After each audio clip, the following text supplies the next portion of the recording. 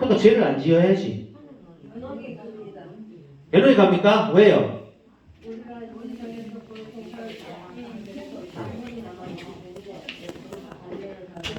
벌이 남아있기 때문에 그렇다. 사실 이 말씀이 중요한 게 우리는 죄를 짓지요.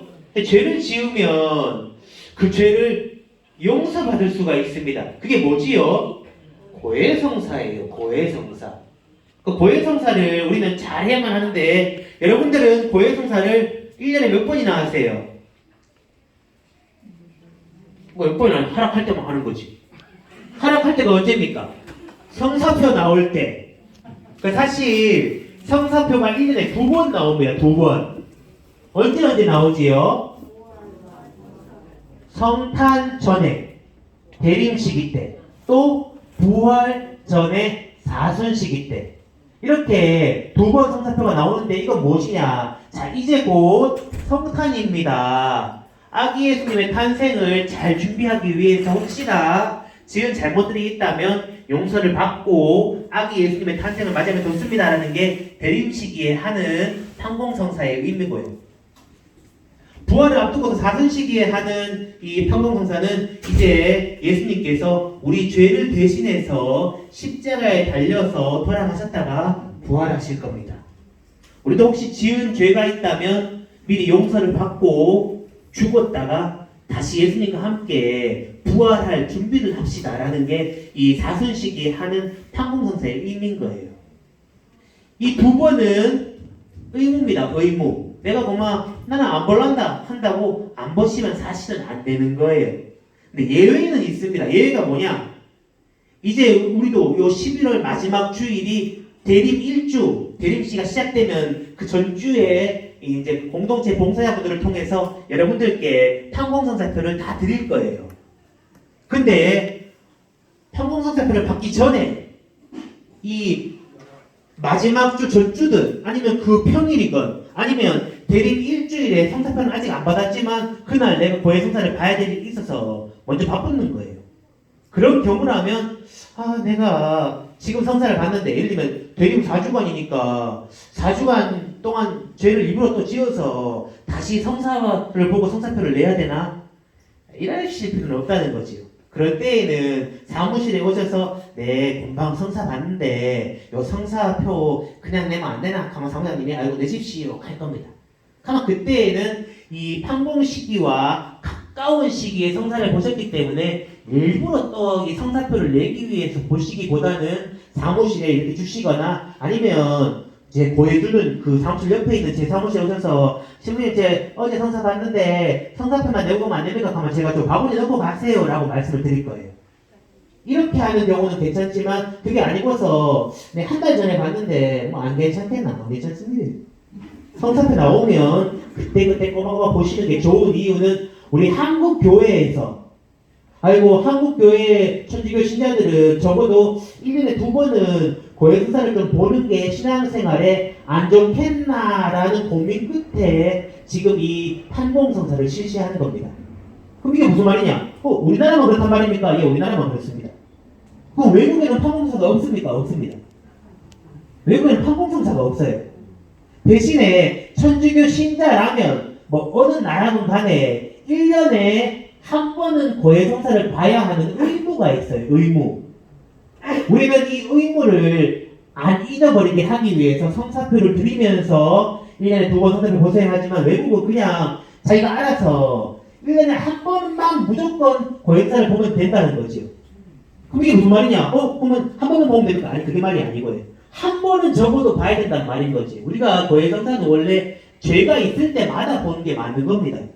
영성체를 하기 위한 준비로 고해성사를 통해서 이제 뭔가 마음의 준비를 한다는 거죠. 그래서 내가 죄가 있으면 미사에 참여해서 영성체를 하기 전에 먼저 그 죄를 용서받아야만 되지. 만약에 이 정도 죄는 안 괜찮겠나 하고 죄가 있는 상태에서 영성체를 하면 이걸 모령성체라고 하죠. 죄가 있는 상태에서 그걸 숨기고 영성체를 하기 때문에 그것 자체가 죄가 돼요. 그래서 우리는 미사에 참여하기 전에 먼저 내가 한 주간 동안 왜 살았노를 잘 돌아보시면서 혹시나 내가 마음은 아니었지만 우리 영감한테 내가 좀 싫은 소리 좀 하고 좀 욕도 좀 하고 했다. 그러면 왜 웃으세요? 하셨구나. 사실 좀 해도 됩니다. 욕 좀 먹어야 오래 살지요, 그지요? 하지만 그걸 하고서 마음이 좀 찜찜한 상태에서 영성체를 하시면 안 좋다는 거예요. 근데 그런 경우에는 와서 원사를 보시면 제 뭐 해보신 분들 아시죠? 제가 아이고 뭐 남편 욕 좀 했습니다. 뭐 할 수도 있죠. 제가 합니다. 욕 좀 할 수도 있지. 안 그렇습니까? 근데 서운 안 나면 잘해줘야 되는 거예요. 이렇게 항상 말씀을 드리죠. 그래서 이런 것들도 마음이 혹시 남으시면 항상 해결을 하시고 영성체를 하시는 게 좋은 거다라는 말씀을 드리는 거고요. 자, 외국은 아까 말씀드린 것처럼 1년에 전 세계 가톨릭 신자라면 1년에 한 번은 의무적으로 고해성사를 해야만 하는데 이 한 번이 언제겠습니까? 성탄 때 앞둔 대림 시기에 아니면 부활을 앞둔 사순 시기에. 자, 이게 되게 중요한 거예요. 자, 우리 신앙, 천주교 신앙, 가톨릭 신앙의 가장 핵심이 성탄입니까? 부활입니까? 여러분은 성탄을 바라보면서 하세요? 아니면 부활을 바라보면서 하세요? 이게 아주 중요한 거예요. 가톨릭 신앙의 가장 1번은 부활입니다. 부활. 우리는 부활 신앙을 살아가는 거예요.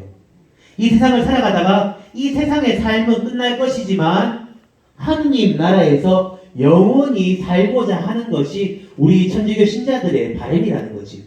그래서 우리의 신앙은 부활 신앙이다. 그래서 가톨릭 신자라면 1년에 한 번 부활을 앞둔 사순 시기에 한 번 고해성사를 하는 게 의무예요.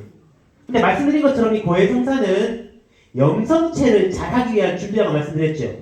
그렇기 때문에 고해성사를 1년에 한 번 적어도 사순 시기에 하고 부활 때에 영성체를 하는 것이 또한 천주교 신자들의 의무인 겁니다. 이런 의무가 총 6가지가 있는데 나머지 것들은 다음 기회에 알려드리고 그 중에 이 위령 이 성월에 우리가 해야 되는 것들 가운데 중요한 것이라고 말했던 요 미사 참례하면서 영성체를 하기 위한 준비로 하는 이 고해성사에 대한 걸 말씀드린 거예요. 제가 요거 2개를 말씀드리니까 이미 여러분들 오늘 뭐 할지 아시겠지요? 사실 우리가 오늘 할 거는 무엇이냐? 위령성월 전대사에 대한 이야기 좀 할 겁니다. 전대사가 무엇이냐? 아까 우리도 말씀하셨는데 우리는 죄를 지어요. 죄를 지으면 벌을 받습니다. 이 벌을 안 받기 위해서 고해성사를 통해서 이 죄를 용서를 청하고 용서를 받는 거예요.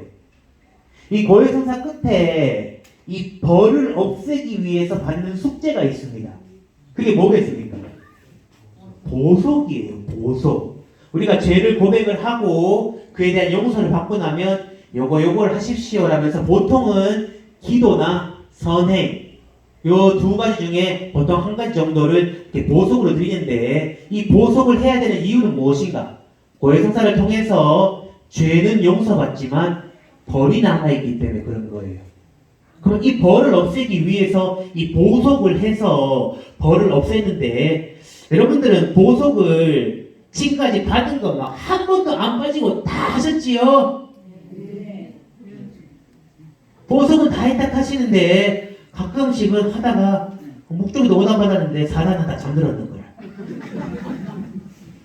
그런 경우에는 어떻게 합니까? 다시 일어나서 일단 하면 됩니까? 되지 뭐가 안 되겠어요. 됩니다. 목적이도 오다만 같이 되는 거니까요. 근데 보통은 아이고 내가 오다 다 뭐야 어떻게 하나 하면 신부님한테 묻는데 그것도 금방 와서 물어보면 되는데 다음 고해성사 할 때 아이고 신부님 제가 지난번에 보석을 받았는데 다 뭐 했어요? 그거 뭐 받으셨는데요? 목줄이 더 오다. 그럼 몇 달 했는데? 4달. 됐습니다. 갑니다. 근데 이런 것처럼 우리가 받은 보석을 충분히 다 해야 하는데 다 하더라도 이런 거예요. 내가 지는 죄는 이만한데 나는 보석으로 목줄이도 5단 받았어요. 그럼 목줄이도 5단만 다 하면 이 죄가 이 벌이 완전히 다 사라집니까? 사실 이게 최소한인 거예요. 여러분한테 보석으로 드리는 거는 적어도 이 벌을 좀 없애기 위해서 요것만큼은 하셔야 안 됩니까? 라고 드리는 게 이 보석인 거예요. 이걸 열심히 하시면 당연히 좋은 거고 대신에 묵지도 5단 받아서도 한 25단 해보고 이러시면 사실 더 좋지요.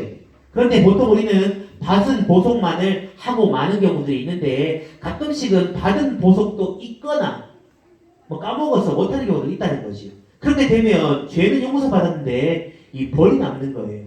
그럼 이 벌은 어떻게 합니까? 죽어서 하늘나라 가기 전에 다 해결을 해야 되거든요. 그래서 아까 여러분들이 말씀하신 게 연옥에 갑니다 하는 이유가 혹시나 내가 의도치 않게 요 벌을 다 없앴어야만 하는데 못 없앴는데 어떡하노 그러면 그거 해결하고 해야 안 되나 하는데 여러분들이 요거까지는 잘 아시지만 모르시는 게 있어요. 연옥에 가면 내가 어떻게 해서 남아있는 벌을 없앨 수가 있겠어요? 연옥에 가서 그때 기도합니까? 연옥에 가서 선행합니까? 그런 거예요. 연옥에 가면 일단 내가 이 세상을 마쳤기 때문에 거기서 할 수 있는 일은 없는 거예요. 그러니까 내가 연옥에 가서 나중에 갚겠다. 나는 못 갚습니다. 왜냐? 이런 기회는 살아있는 동안에만 주어지는 거예요. 그럼 어떡합니까? 나는 연옥에만 평생 있어야 되는 게 아니라는 거지. 나는 나를 위해서 기도도 못하고 선행도 못하지만 이 세상에 남아있는 이들이 나를 위해서 기도해 주는 거예요. 이게 우리 신앙에 있지요.